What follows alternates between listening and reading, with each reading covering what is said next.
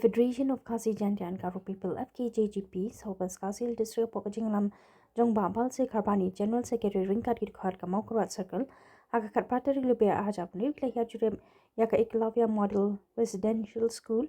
Kabadan Ha Dam Jirti Hadien ke Jingu Jo Niki Pajma Halor ke Jingsuki Palat ke Jingbentere Yaka Niga School Kabala Dep Banbu Maunong Rim Naduk Kasantering Unai Wing Arhaja Sao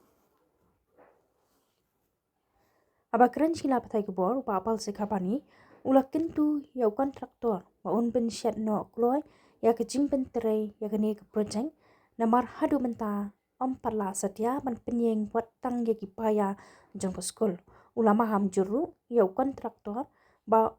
dei banyalam tere ya kibar jela da keba benram ba ki beriu la jong ban kiba napo ke district kila don ke jingi la ban tere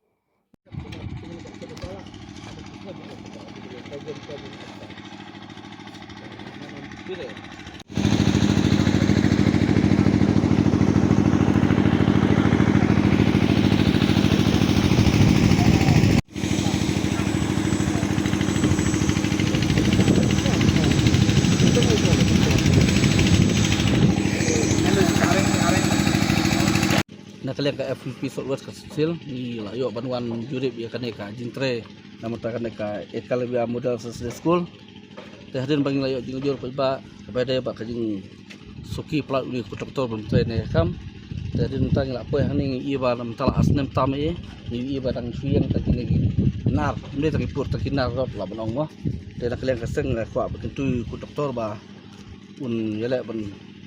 kapten kloy ni tre ma kubolong tang iu don sangut rungut ki nong tre kalong kabe syar projek kabala he projek kaba lapong la ki klur hande ki nong tre don tang sanru rungut ne de ngatrai acipol ha tre telo tarung re mungkin tu kontraktor ba un pen kloy ke tre ba kabar ngam ham lu paru ba kontraktor mde mo rai ki badela kade kalong message kontraktor bana le kase konom syak dele em baki ba gimana bar baki wa bantre ha po district jungi margin sutu baki bro na po district ga ai ga kot ikabor menteri ki kini ki dekam tak kalau kajing tentu jungi guna lengsen bat haji syang isukmen ro ban la wara ya kada development ba long kajing mentoy dan mentai kena boleh mo yo kadong katai jungi kermen baleng bagan ka projek ban projek smart kalong kajing kerkuhi nam ta kadong katai jungi berkawe